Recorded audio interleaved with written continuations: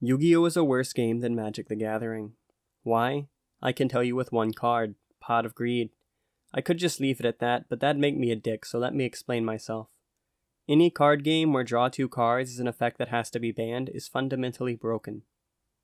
Now for anyone turning their nose up at me because I don't really understand the issues with Pot of Greed and the nuance with which a card that's only effect is draw 2 cards breaks the game, let me flex my card game theory muscles for y'all by dissecting a similar situation in Magic the Gathering.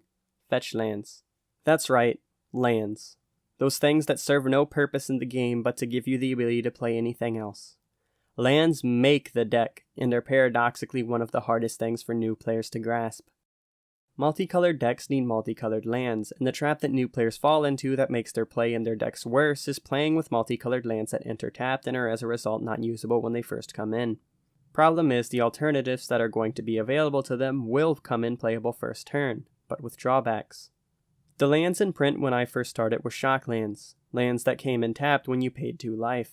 A beginner is just going to say, well, I'll save 2 life by not using those or giving them a turn, thinking that life is important.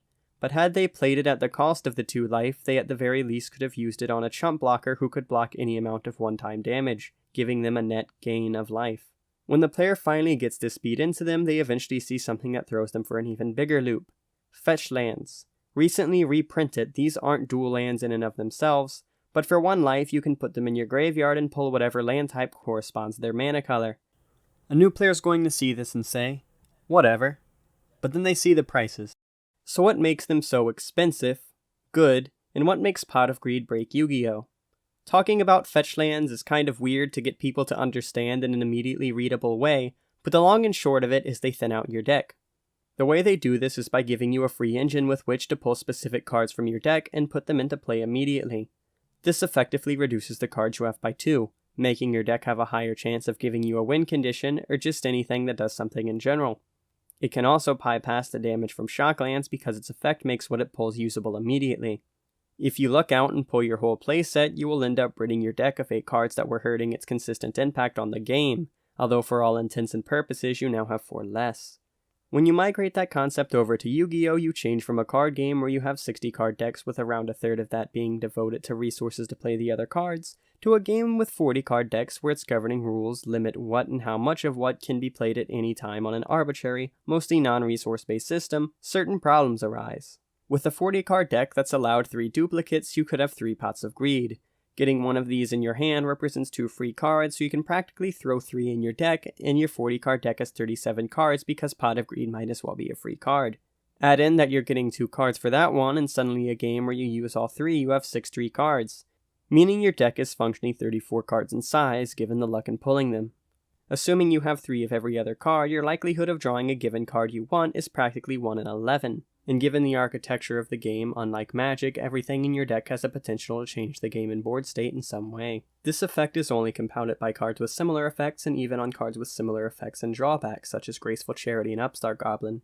In fact, Graceful Charity is a potentially more powerful card, as in a draw-heavy deck you're getting value when you would have discarded anyway thanks to the 7-card hand rule. This discard component goes even further given synergy with cards that interact with the graveyard, meaning that drawbacks built into these types of cards, possibly in an attempt to curb these inherent issues, builds in more exploitable issues rather than less.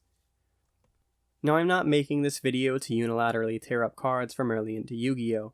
You could very easily do the same with Magic the Gathering.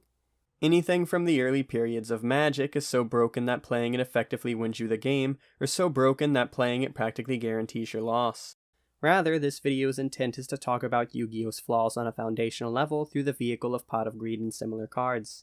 See, this ability to exploit the game's lack of a resource system allows players to endlessly chain these effects to cheese any opponent. I'm sure we've all seen one of those turn 1 Yu-Gi-Oh wins floating around on YouTube where some fool infinitely draws into Exodia or something. So let's talk about one of the built-in rules of card game design that every card game follows. No turn 1 wins. Any turn 1 win condition in any game is banned. Now, no card game really plans for turn 1 wins. Turn 1 wins are more indicative of either larger design problems, as is the case with Yu-Gi-Oh's total lack of a resource system coupled with there being no limit to spellcasts, or, much more commonly, card effects interacting with each other in such a way that was never planned or expected. The latter case is typical of card games' alpha periods or cards from sets several years apart that may have left most players and developers' memories.